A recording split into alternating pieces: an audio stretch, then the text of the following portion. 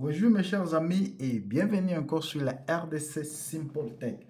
Est-ce qu'on ndenge tolobaki ok tokosala sikoyo euh, partie 2 deuxième partie ya cours na biso ya JavaScript.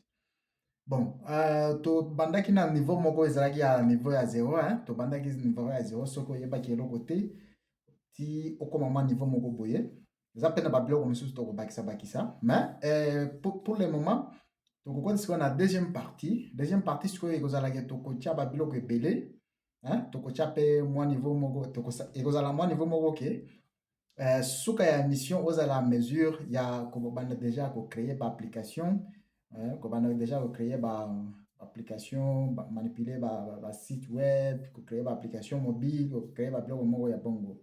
Donc JavaScript ezalaka mwa elengi makasi, donc soki oyebi yango okosepela vraiment makasi. Soki nano oza abonné te, abonnez-vous massivement.